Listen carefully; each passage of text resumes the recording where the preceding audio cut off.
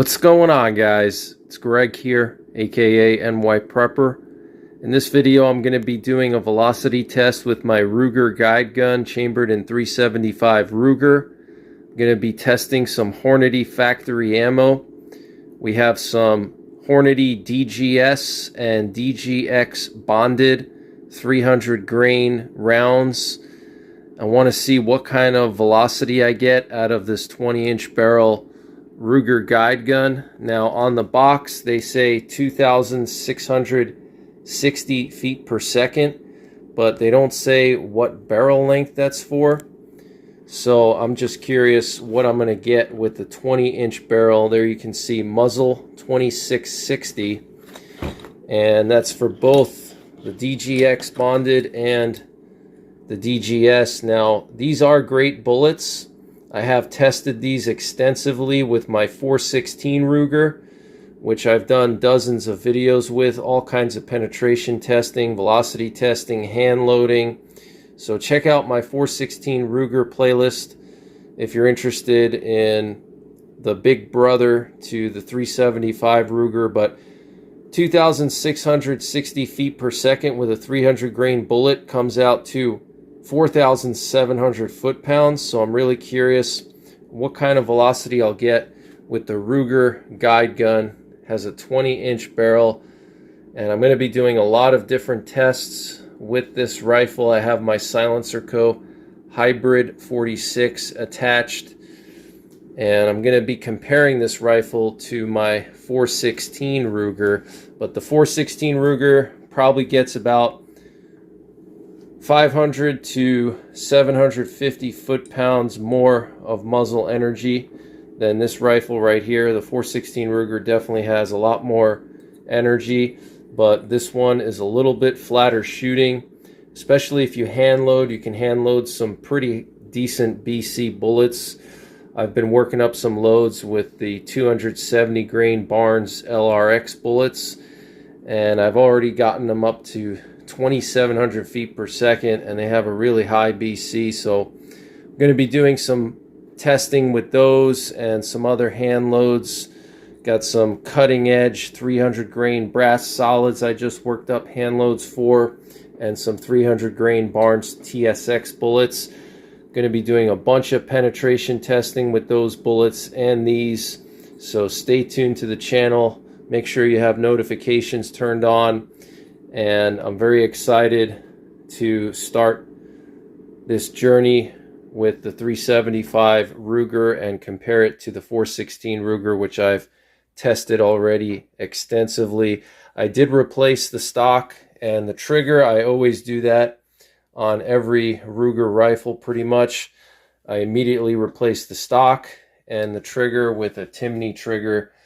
Highly recommend the Timney trigger. I have them on all my Ruger rifles, and this is going to be, I think, my 5th Ruger M77. So you got to have that Timney trigger. There it is right there.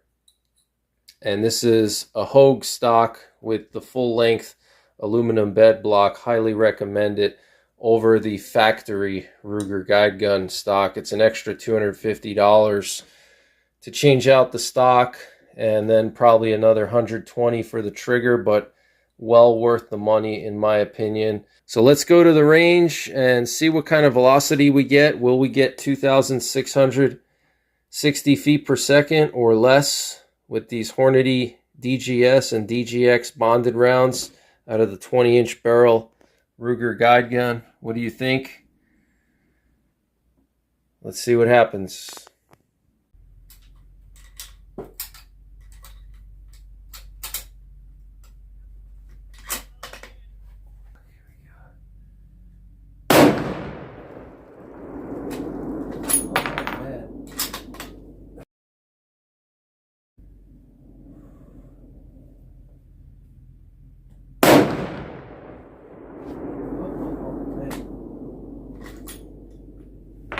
Got some kick.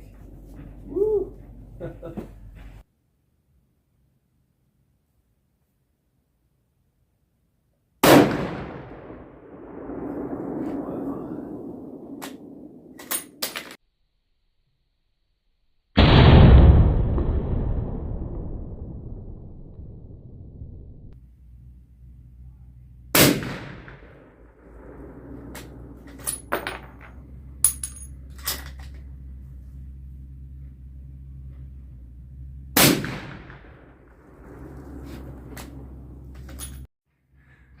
All right, guys, 375 Ruger, 300 grain solid from Hornady, DGS.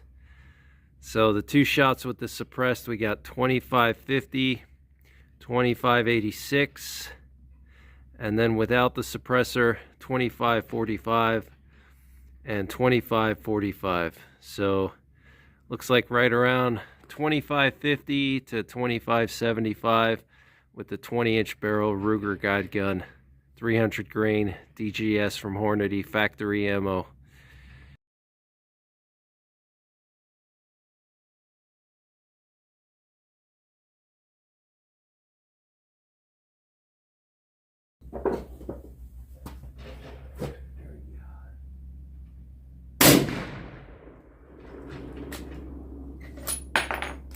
$24.75.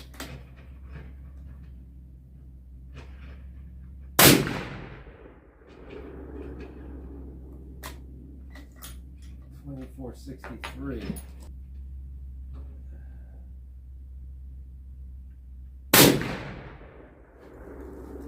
$25.14.